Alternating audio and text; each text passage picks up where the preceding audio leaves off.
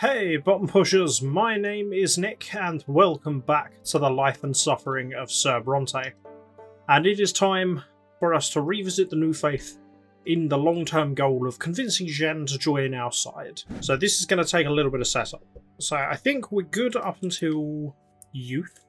So we need to jump back to youth time, which is what we're going to do right now. I need to just go through up until I can join the priesthood and then side with the New Faith, but also keep Jeanne on my side as much as possible. So I will see you soon.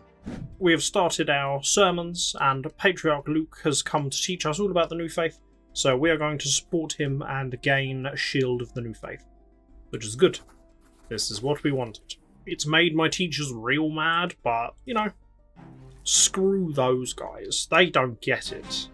With the Black Book and Jeanne's trepidation about what to do about Alice, I'm just going to stick with tell no one about Alice. Because I could guide your friend to the right path.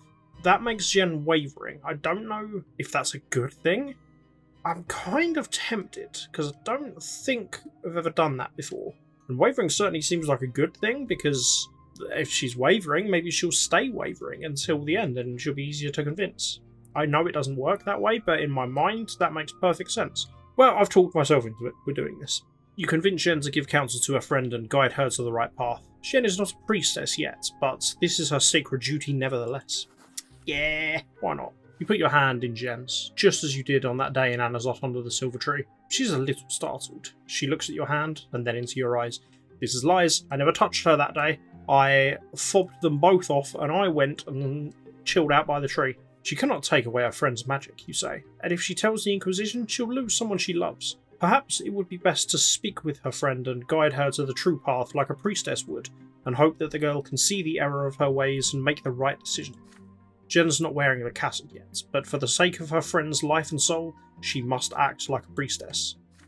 Jeanne wipes away her tears and she looks at you. First with distrust, then with a hint of a smile.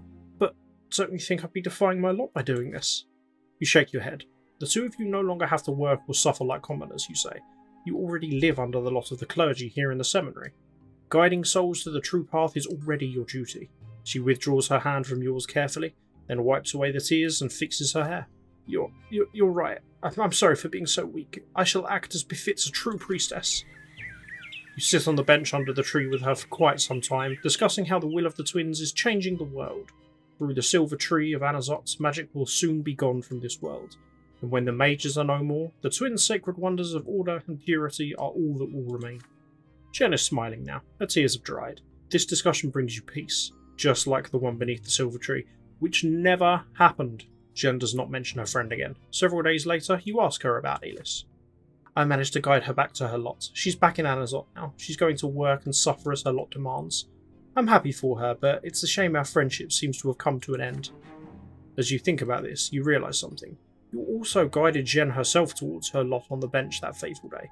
Is she aware of this? What does wavering mean? Jeanne remains strong and steadfast on the outside, but her belief in the dogma of the old faith is growing weak. Good. And Alice gets to live. The sultry harlot that she is. No, matters of faith when it comes to deciding where I'm going to fit in the seminary. I'm going to join the preachers because, I mean, that maxes out my theology, which I need, and also +1 with Jeanne, which is good. A criminal relationship, so with the mess at the courtroom that me and Jeanne have gone to witness, we're just going to flee the violence, so +10 willpower and +1 with Jeanne. So that, my friends, is a double win. The higher I can get my reputation with Jeanne, the better. The second sacrament. So when I'm giving my sacrament to the children, I see Jeanne watching and I can either have mercy on the child who doesn't want to be whipped, or strike with all my might. Having mercy on the child is obviously the right thing to do in this situation, but that knocks my relation with Jeanne down to 1. So for the sake of my relation with Jeanne, because I feel like that's going to take some hits in peacetime, the child must be whipped. So I lose a bit of willpower, but I gain +1. And the child learns his place in the world. And just like that, youth is done. I'm torn, because last time I did this, I did Cassius Faces the Tribunal. No, I didn't. I did Cassius Overthrown, because everything was kind of nice and evenly balanced, and nothing went too dramatically wrong. However, I feel like this time I'm going to do Tolerance of Faith. If this means I have to go back and do the Jeanne one after, then I'll go back and do the Jeanne thing after. But we haven't got Torch of the New Faith, and therefore we need to get it. So either way, this will get us into the Revolt in the scenario where we need to be, and hopefully I've got enough relation with Jeanne to win her round. We are gonna find out. So I need to keep driving up Tolerance of Faith as much as I can. Bad events be damned. With the spiritual guidance, with Jeanne telling us our goal, so to try and stamp out the heresy of the New Faith and also deal with Patriarch Cassius, I'm going to disagree with Jeanne and say that the New Faith is no heresy, because weirdly that doesn't drop down my relation with her. With Homecoming, I'm going to just have a chat with Nathan. Sweet little Nathan. Yeah, I didn't need to have a chat with Mother because she's already maxed out, and Stefan and Gloria just pisses off the other one if I talk to them, so I'm obviously not going to do that. The Sacred Conclave, so our official introduction back to Anazot. I can either accuse the Magrans of their heresy or put the Magrans at ease. I am going to put the Magrans at ease because of the boost of Tolerance of Faith. Or I can accuse the Magrans, which boosts my Inquisition power. Okay, you know what? I'm actually going to accuse the Magrans because it doesn't knock down my Tolerance of Faith and it ups me with Jeanne. And I think at this early stage, that's a good thing. I may regret this, but I'm doing it anyway. The reception at the Brante residence, I'm just going to purchase a family portrait, as I think we have done the last couple of playthroughs. If I can maintain unity, then it would be good to keep the family together. And keep Mother alive. And like last time with A Rock and a Hard Place, I will appeal to little Nathan. Yeah, Ennoblement is fully out of the question, but if we can keep the family together, then I'm happy with that.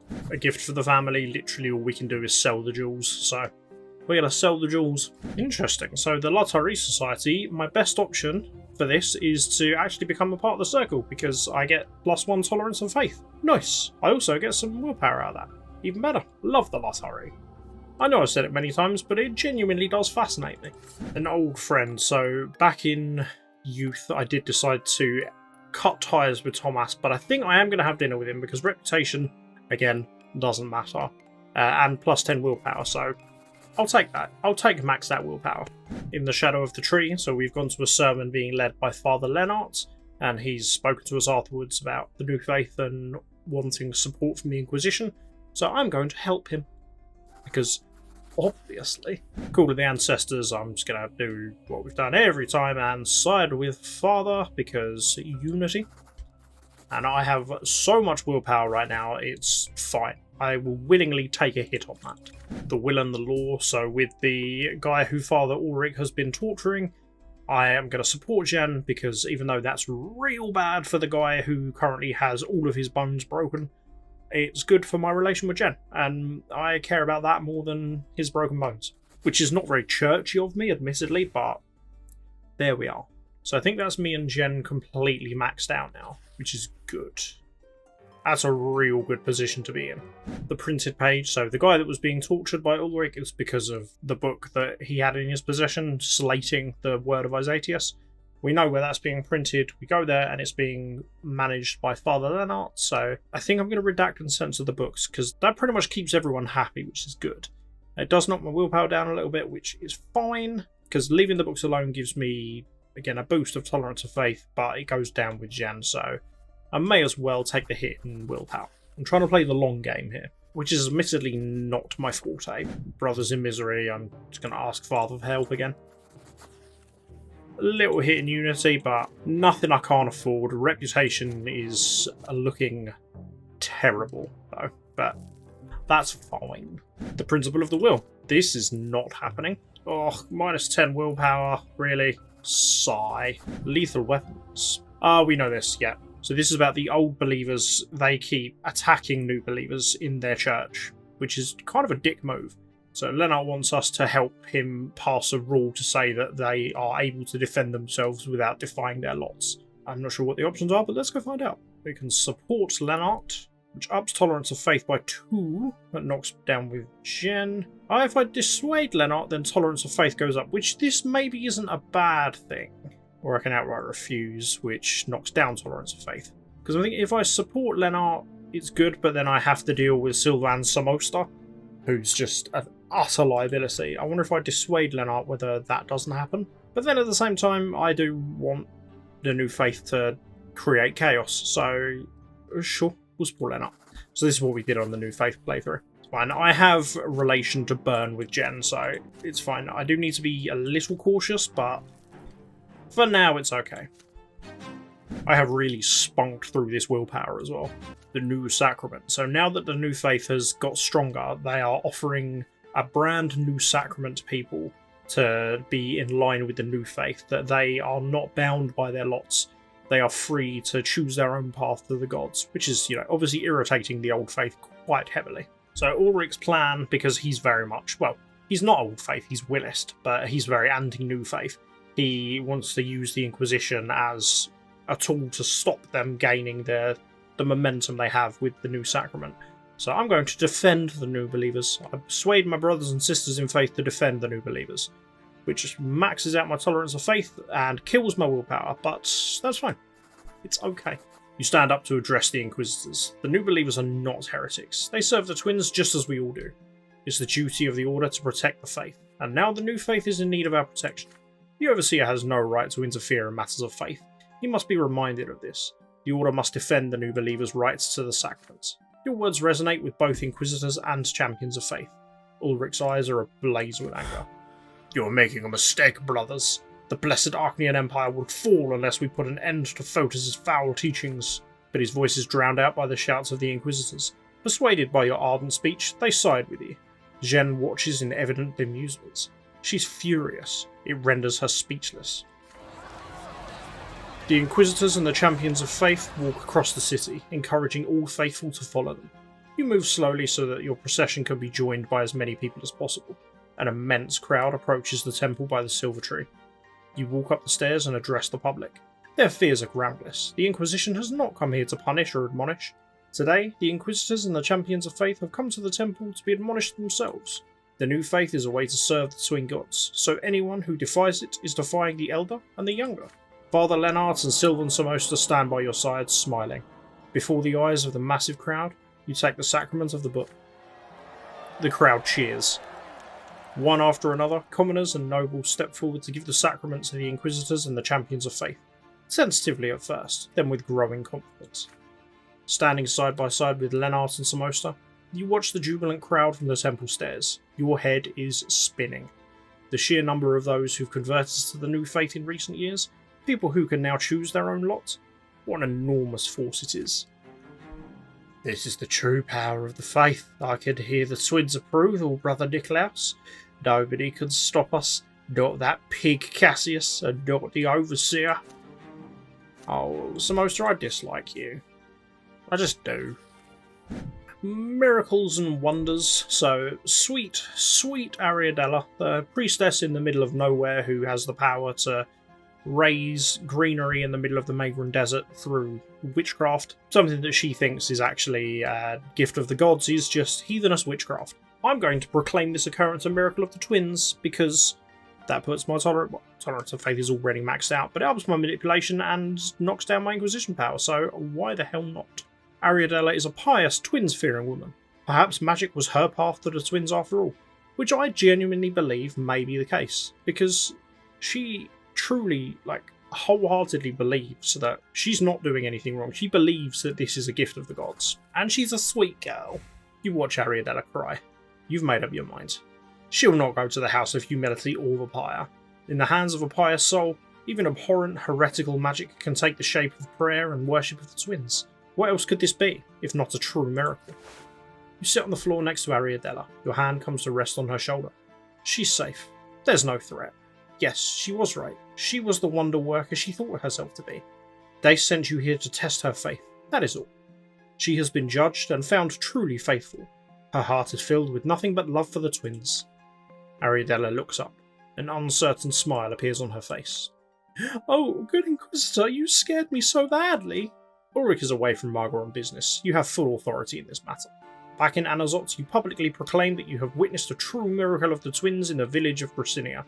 With the power of prayer, a priestess by the name of Ariadella has made the arid soil of Margra fertile once more. Next, you locate Sir El Capo. You tell him that all miracles of the twins enjoy the full protection of the champions of faith. He should be glad that Ariadella lives in his village rather than somewhere else. El Capo shakes his head in dismay. If both the Patriarch and the Inquisitor see no evil where it is obvious to him, then the province is surely doomed. He will not set foot on his own land until his soil has been purged of this abhorrent magic. Soon after, you learn that Sir El Capo has shared his opinion with a number of people outside the Inquisition ward. Rumours have begun to spread about an Inquisitor who spat on the laws of his own order. The young woman is safe, but the Order's authority in Mara has suffered. At least your mentor is too far away to excoriate you. I don't know what that means, but I'm imagining not good. With the Festival of the Silver Tree, I'm going to appeal to Mother to get Gloria to calm herself down, and that puts our unity on a nice round 8, which is a very good place for it to be at the moment. We already have everything we need for Torch of the New Faith, so just need to keep it going. The Trail of Sorcery, we're going to do something we've never done before. We are going to heal Jeanne. So we've chased the mage many times, which gets Inquisition power and willpower up, but healing Jeanne ups willpower and gets +1 with Jeanne. So what's not to love about that? My hair! You let the mage escape. Right now, saving Jeanne's life means more to you. Because it does. You rush to Jeanne's side, dodging the slashing swords and swinging wooden clubs. A bullet hits the wall next to you, throwing a cloud of stone dust in your face. You take a silver encircled cross from your neck and touch it to her wounds. May the Elder grant you the power to heal them. The wounds flare with a blinding white light. The bleeding stops. The bruises and cuts on her face fade away. The blessed silver in your hands was the price of faith sacrifice. A moment later, the holy symbol melts into a white glow. You untie Jeanne from the chair to which she was bound. She opens her eyes, nods to you, and faints. The fight is over. The champions of faith are victorious. You take a few moments to fashion crude stretchers out of nearby wooden planks and rags, then leave the bloodied warehouse, carrying out your wounded. Then, one by one, you drag the cutthroats out of the basements. The secret chancellery men finally arrive, too late for the fight, and stuff the thugs into inconspicuous, windowless wagons. Is Patriarch Cassius involved in this? You can only hope you will learn the answers soon enough. Jeanne regains her senses as you leave the western outskirts of Anazot and enter the temple district. Niklaus, did we catch the mage? You shake your head. Jeanne closes her eyes and remains silent for the rest of the trip. Many champions from your squad are wounded. You take them to the nearest temple for healing. Jeanne is utterly exhausted. She too needs help at the temple. She catches the arm of your cassock from out of the stretcher. Please, stay with me a moment. You accompany Jeanne to the infirmary by the temple. You healed her wounds, so it shouldn't take much to get her back on her feet very soon. Good food and proper rest is all she requires. Niklaus, what do you think? Is Cassius behind this? And if he is, what made him commit such a crime? When the infirmary nurses stop fussing around her, you take a stool and sit next to Jeanne's bed. With some difficulty, Jeanne pulls her arm out from under the bedsheets. Will you pray with me? You put your hand on hers. It feels warm, hard and rough. Her fingers squeeze your hand gingerly. You begin the first words of the prayer of gratitude, and Jeanne repeats after you. As you reach the middle of the prayer, you notice that you can no longer hear her voice. Jeanne is asleep. You spend a moment sitting by Jeanne's bedside, listening to her breathing. Then you carefully take your hand out of hers and leave the infirmary. Nice. So we are back up to max with Jeanne.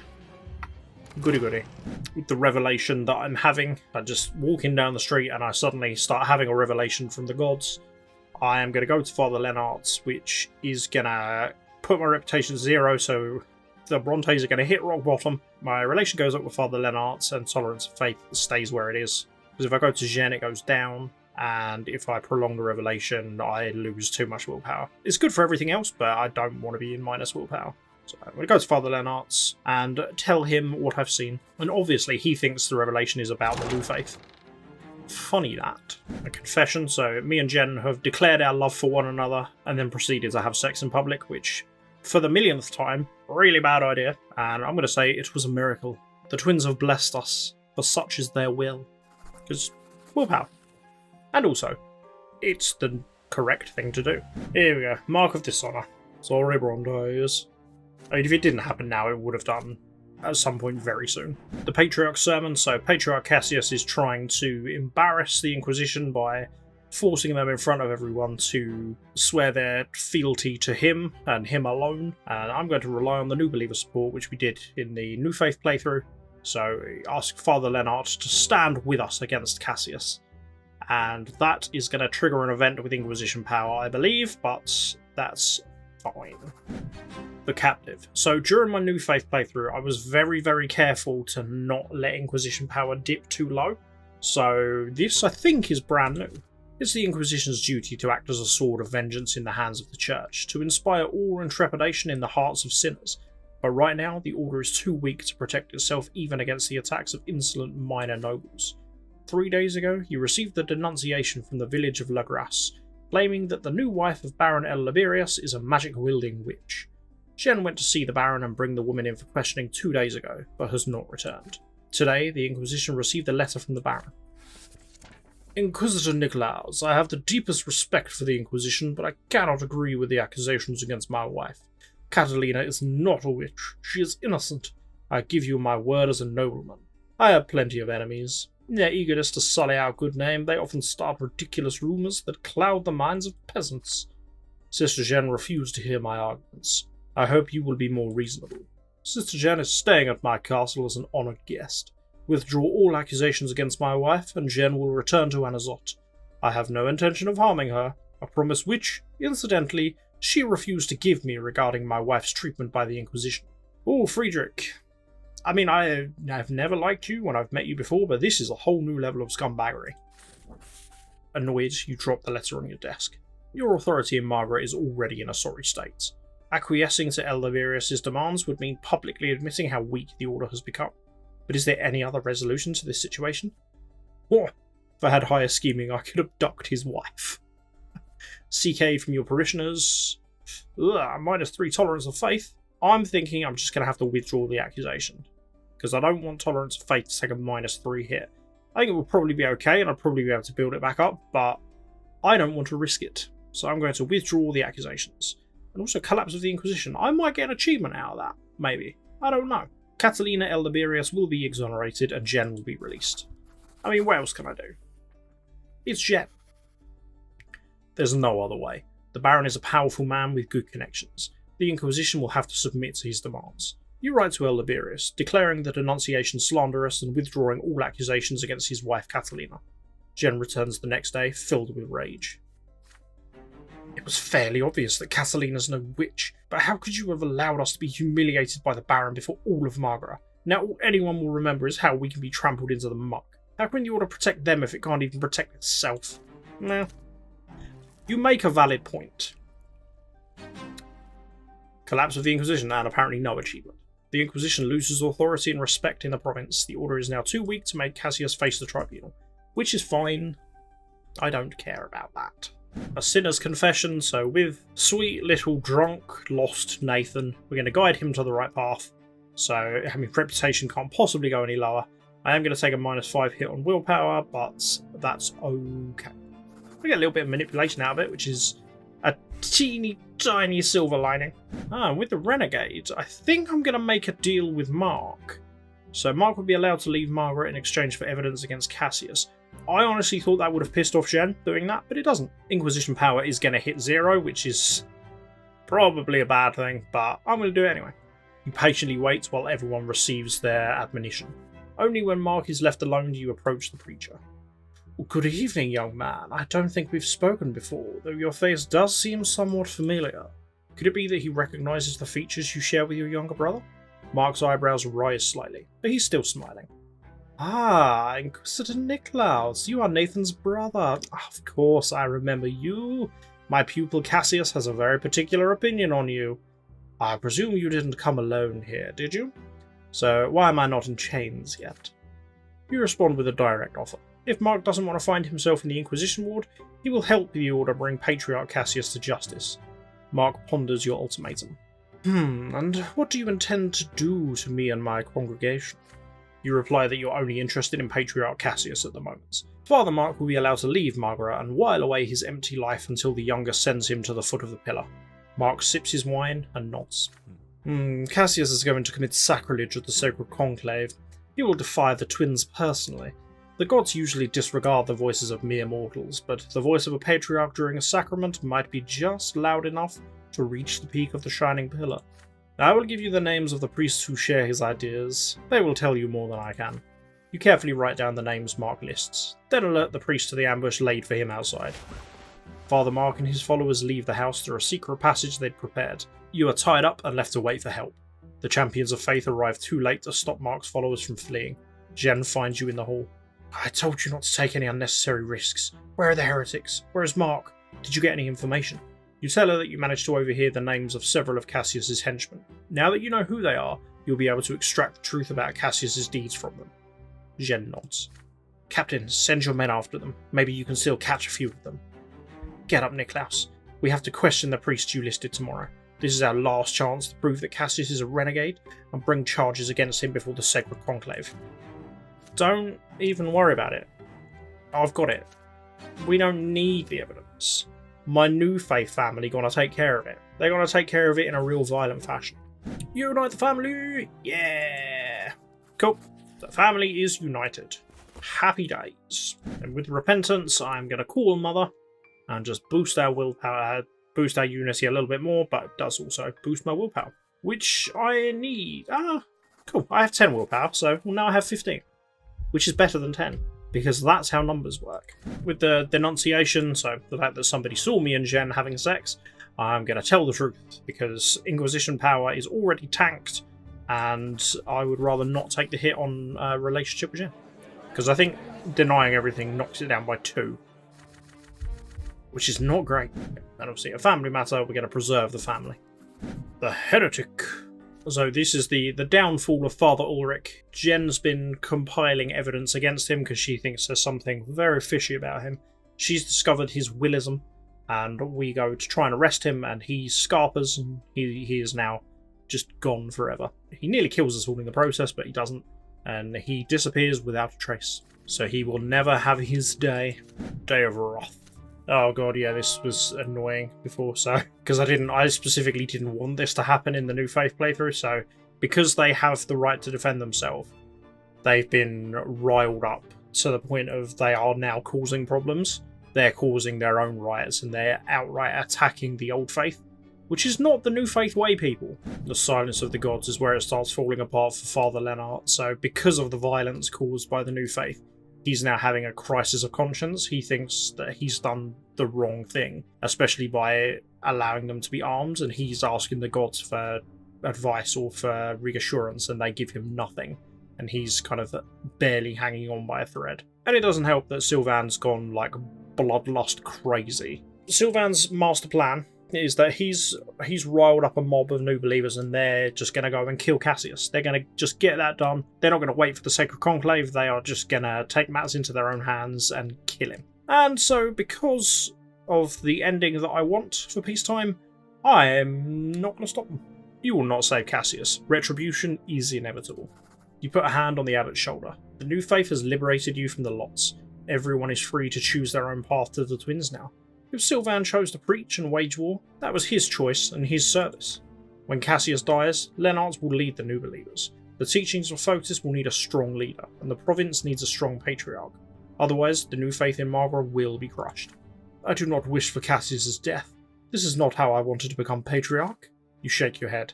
Cassius is a heretic and a renegade. He deserved to be burned at the stake. Samosta will act as an instrument of the twins' will, and the patriarch will be duly punished. Once this is over, it will be in Lennart's power to prevent such bloodshed from ever happening again. Patriarch Fotis was right. Foolish is the shepherd who thinks he leads his flock. Only the twins can lead us. Lennart rises to his feet. You hear the patter of rain and the rustling of leaves. The elder gazes gently, the younger sternly. The gods are silent. Well, sucks to be Cassius. The flame of the new faith.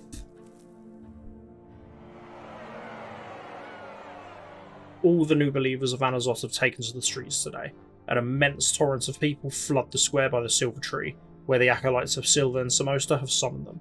They are furious. They feel their power, and they crave vengeance. You rush to the square as well. On every corner you see brawls and fights, traces of blood, shattered windows, overturned carriages, The new faith is asserting its dominance over the old. You keep running. There's no time. Neither champions of faith nor inquisitors are by your side. What's become of them? Could they already be in the square? Or are they defending the ward against the crazed new believers? A pyre is ready in the middle of the square. Amidst a pile of wood soaked in oil, Patriarch Cassius is chained to the stake. He has been beaten mercilessly. His clothes are in rags. He is barely conscious. Commoners armed with axes surround him, preventing anyone from approaching. Only old Samosta circles the Patriarch, jabbing his fists into the air. Everyone is listening to his hoarse cries, spellbound. We see before us the false Patriarch Cassius, a heretic who has denounced the gods. He has persecuted the followers of Photis for years. He has forced his parishioners to shed blood in the name of the old faith. But he has no faith of his own, neither in the lots nor the twins themselves. So today the faithful will hold a trial for this heretic, and he will be justly punished for his falsehoods and crimes. The gods have granted us the right to purge this land of sin and choose a new shepherd for our flock. The crowd begins to shout, "Kill the apostate! Burn him at the stake! In the name of the new faith of the twins!" Suddenly, the people fall silent again. You hear the brisk tapping of a staff against the cobblestones. Father Lennart walks up to the stake. The axe-wielding men make way and let him approach. "Why, Sylvan, do not spill his blood. We can resolve this peacefully." Samosta's face is twisted with rage. "Peace is worthless unless it's defended with arms, Lennart.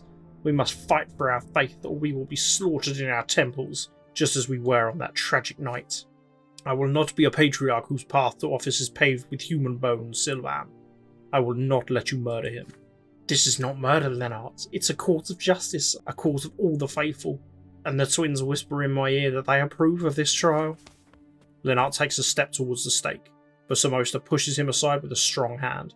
The abbot falls to the ground. The armed men block his path to the stake. Sylvan picks up a flaming torch.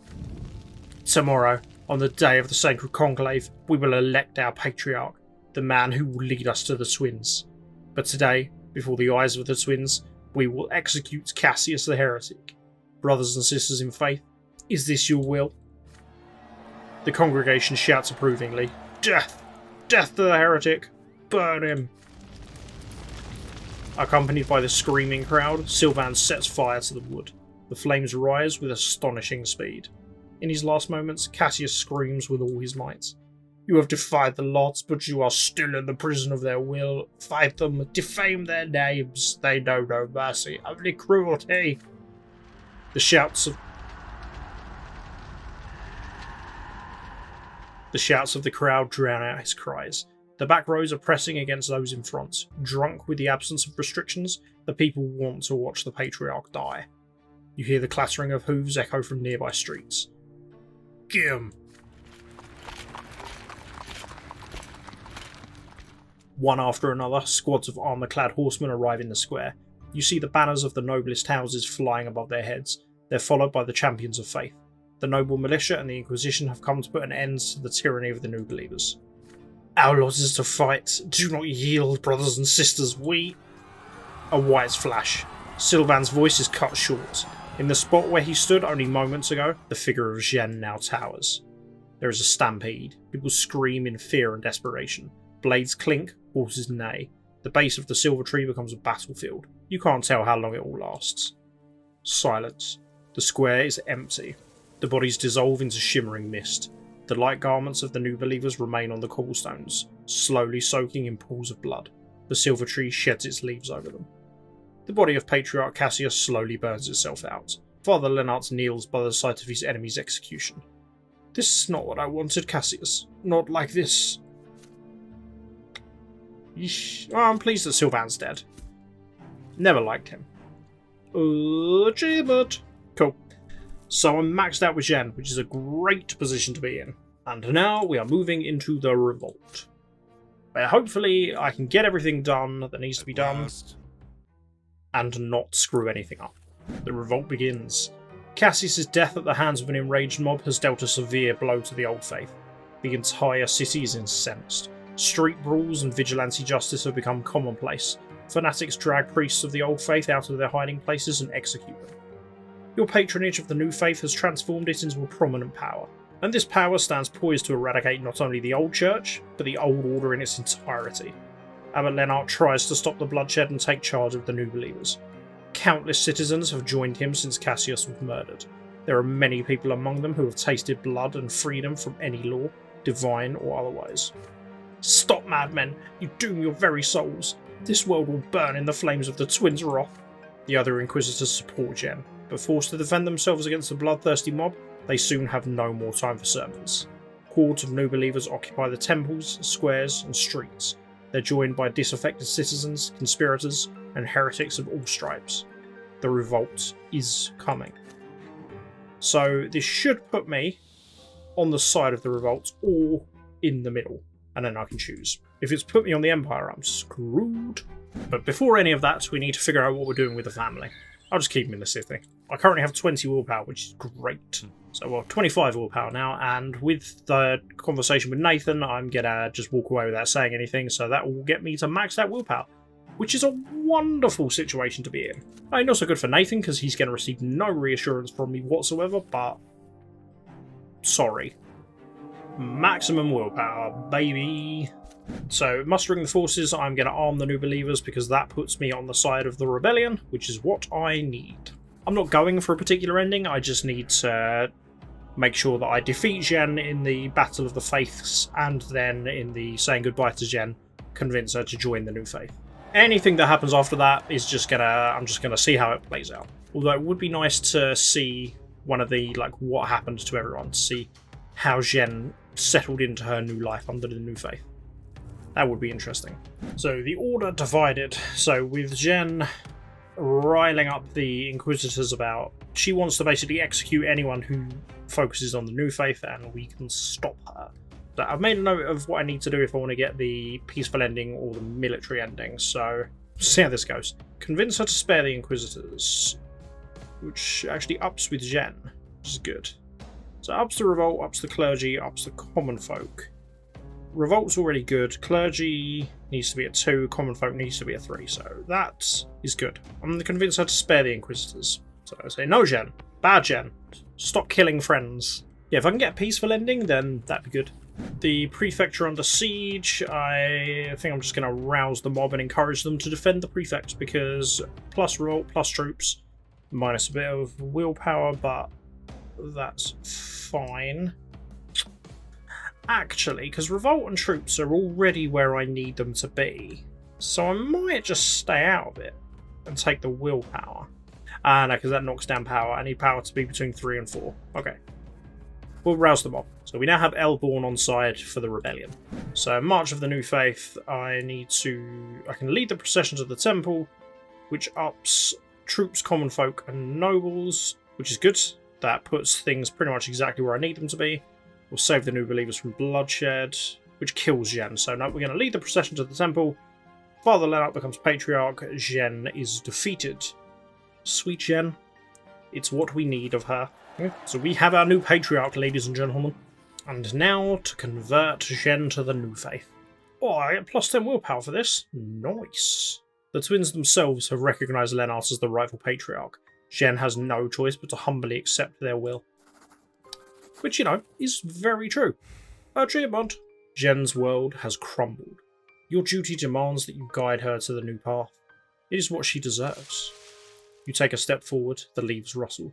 Jeanne whirls around like a cornered animal. She's been strong and stalwart for as long as you can remember, but now you cannot look at her without pity. Her cassock is in tatters, her hair is matted, and her face is red and puffy from crying. The silver pendant of the twins lies on the ground beside her, cast away. What do you want from me? You've already won. Leave me alone. Your palms raised, you urge Jeanne to remain calm. She's in no danger. You just want to tell her something. It won't take long. You pick up the discarded encircled cross and carefully hand it to Jeanne. The young woman grimaces in despair when she sees it, but she still accepts the sacred symbol. Well, it's a start. All you can do now is hope that she'll listen. You sit on the ground next to her. Jeanne wipes away the tears, trying her best to regain her composure. Why did you come here? Aren't you going to celebrate Lenart's triumph? He won, and it's all thanks to you. You came because you care about Jeanne, you tell her. Your disagreements do not change that. If she wants you to leave, you will. Jeanne says nothing, she just looks away. The two of you sit there together, sharing a moment of silence. It's so calm here beneath the silver tree. You doubt even the din of battle could disturb this tranquility. Why have the twins punished us, Niklaus? Isatius' teachings, are they all lies? Have I been wrong this whole time? Are the twins not what I thought they were? You can't say, but there's something you are certain of. Lennart was named Patriarch, and the will of the twins allowed it to happen. This means that the old faith is not the only path. Jen looks up at you pensively. Perhaps even the twins themselves can change over time, just like people do. But that doesn't matter right now. What does matter is that the old faith has already given all the answers it has to give, while the new faith has just begun to seek them. Yes, the unknown is terrifying. You don't know what's going to happen next, but one thing is clear. The world given to Isatius by the twins is gone forever. And if the twins allow the people to choose a patriarch for themselves, perhaps they will allow us, their children, to seek the meaning of life on our own. Every parent has to let their children live their own lives eventually. Jen stares at the sacred symbol of the twins. There's a battle raging within her. Only she can decide where her life will take her from this moment onwards. You hear a commotion outside the grotto. It's getting louder. You have to go. You rise to your feet. It's time to say goodbye. You hope that when you meet again, it will not be as enemies, but as friends. Thank you, Niklaus. I will find an answer, I promise. You emerge from beneath the tree to the sound of thunderous applause, but there's no time to celebrate your victory. At this very moment, the people of Anazot are flocking to Empire Square. Sophia, the leader of the revolt, is about to address the common folk in front of the Chancery. You need to be there. The sun slowly begins to set. Jeanne's a new believer! We did it! We did it! Right, now let's end this. We need to take our place as the leader of the revolt. That's next on the agenda. Ah, crap. The revolt's too high. Okay, if I unite the rebels around Sophia, then that's just going to leave us with the bloody ending, which I don't want. Okay, I'm going to have to restart and try and not let the revolt get that high. Okay, bear with me. I'll see you in a moment. I'm sorry. Stop judging me. Yeah, so with the prefecture under siege, I am just going to stay out of it this time because that doesn't impact the revolt, which is good. Hopefully it won't screw me on other stats further down the line, but this is what I need to do to not let the revolt get too high. So, sorry, Elborn, you have to die. Here we go. Now I can overthrow Sophia. Good. So I will become the leader of the revolt. Sophia will be executed. Okay, so what does this do to stats? The revolt puts that on a 5, which is too low. That needs to be on a 6, which could be a problem. Troops goes down to 2, which is fine. Common folk is maxed out, which is good. Clergy maxes that out, which is good. What's everything else looking like? So nobles only needs to be on a 1, so that is good. And how about power is a 2? That I need to get that up. So I need to up power and I need to up revolt, which hopefully I can do. If not, I don't know what ending I'm going to get. Hearth and home, right? Let's see what we can do for the family. Okay. I'm going to have to be a bit of a penis and flee alone. Because that knocks down willpower and kills everybody. But, oh, actually. Okay, no, I'm going to call in the troops. Because troops only needs to be at 1. So, hopefully that's okay. I'm pretty convinced I'm not going to get one of the good endings this time anyway. But, hopefully. And if I can avoid everyone dying, then so be it. Yeah, revolt's going to be too low. Oh well, let's see what happens. So ask Lennart for help in the final hour, which will boost my clergy common folk, which is unnecessary, and revolt, which isn't going to put it high enough. Ugh! Give me a half-decent ending. That's all I ask. Okay, or I could just, die. I guess that's okay too. If I at least get to see what everybody does, like how everybody lives their life afterwards, then that'll be fine. I'll take that. So outcome of the revolt, we know this is the stalemate ending. Good, okay. Power. The power struggle in Margra continues. None of the factions are strong enough to prevail over the others. The estates are locked in a civil war. The common folk have rebelled against the rule of Gaius Tempest, and the nobility has been shattered into feuding camps. Animosity and strife have taken over. If this continues, Margra could remain divided for a very long time. Church. The new faith endured the persecution of the Inquisition and survived Patriarch Cassius to become the dominant church in Margra. Since then, most Margran priests preach that everyone is free to find their own path to the twins. The old faith has lost the influence it once had. It survives only thanks to the most uncompromising priests, the dynasties of old, and fearful commoners in the most remote Magran villages. Wealth. The crises of the past few years have annihilated the province's former prosperity. The fertile fields have become scorched, the mines have been abandoned, the factories stand idle with no one to work in them. The looming threat of hunger and poverty drives the people to backbreaking labour and the tried and true ways of their ancestors. Commoners flee the cities in droves and flock to villages and towns, hoping to squeeze some paltry nourishment from the inhospitable, vagrant soil. The province is on the verge of starvation and turmoil. Order. The years of unrest have left a mark on Margaret. People no longer fear or respect the rule of law. Disorder continues to spread throughout the land. The only thing capable of maintaining an unsteady balance is brute force, as carnage, riots, and disdain for the law continue to plague the province. It will be a long time before Margaret has a chance of peace again. Divine Omens, which nothing's going to happen with Divine Omens because I was dead. What became of Father Lennart? As one of the leaders of the rebellion, Lennart saw no mercy from the Overseer. Oh dear. By the order of Gaius Tempest, he was arrested and handed over to the Inquisition. They branded the abbot a heretic and sentenced him to be burned at the stake. He faced his suffering and death with dignity, never renouncing his beliefs. Lennart is remembered by the new believers as the greatest preacher of his day, but among old believers he left an undying legacy as a nemesis of the Church, who violated the twins' divine design. Jeanne. Even though the revolt ended in a failure, your words found their way into Jeanne's heart. They sowed seeds of doubt in her mind, and she eventually left the Order. Some say she left the city on a pilgrimage soon after to seek the true path of service to the twins. That's it, that's all we get for Jeanne. I am disappointed. Robert. Your father lost his status, his career, and his home. The rebellion destroyed Robert Bronte's life and gave him nothing in return. When the world changed, your father found himself unable to adapt and find a new place in it. He had no choice but to abandon his ambitions and live in obscurity. His family was all he had left, so he dedicated himself to caring for its well-being. That's not terrible. Lydia Bronte's health had become very delicate over the years. The new challenges the family had to face amid the growing unrest were a staggering blow from which she never recovered. Your father did everything he could to preserve Lydia's life, but his efforts were in vain. She soon passed away quietly and meekly in her bed. In her last moments, Lydia prayed to the twins. She had led a righteous life, and she departed for the twins' final judgment without fear.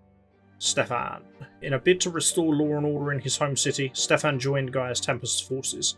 To your elder brother, the unrest and riots were an opportunity to convert his lifelong ambitions into honour and status for his family. After your father was murdered by the rebels, Stefan's zeal only grew. What? Was he? I didn't mention that. He continued to repress riots as they broke out and personally commanded the Overseer's forces on a punitive mission throughout Margra.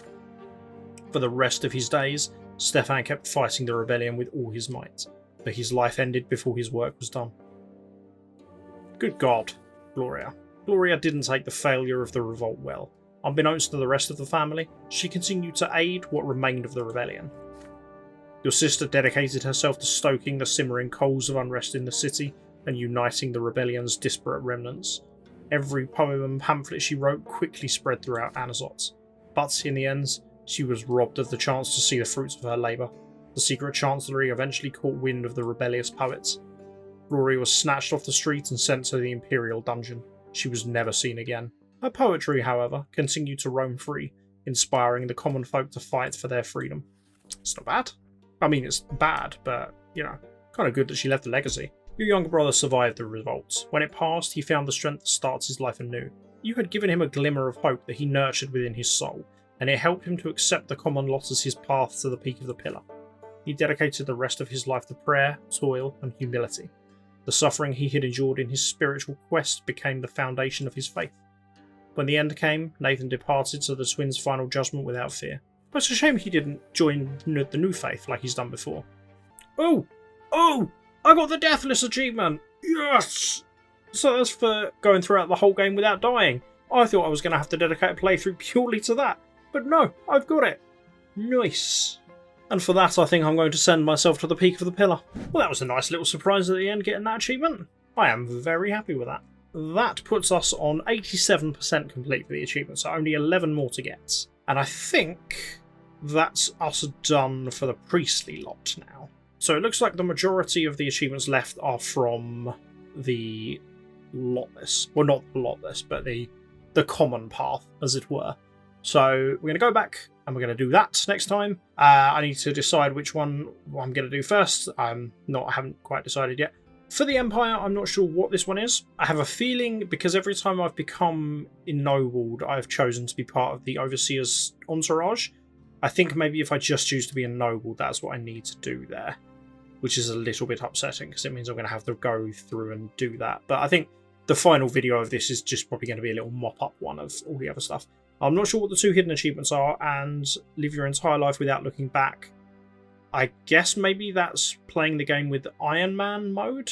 Is it Iron Man mode? The setting where you can't jump back, I'm assuming. But obviously, we'll do that last. So yeah, another successful episode, I would say. I have some thinking to do about which one of the last draw playthroughs I want to do first, but don't know. I'll probably just wing it. That's what I've done most of the time.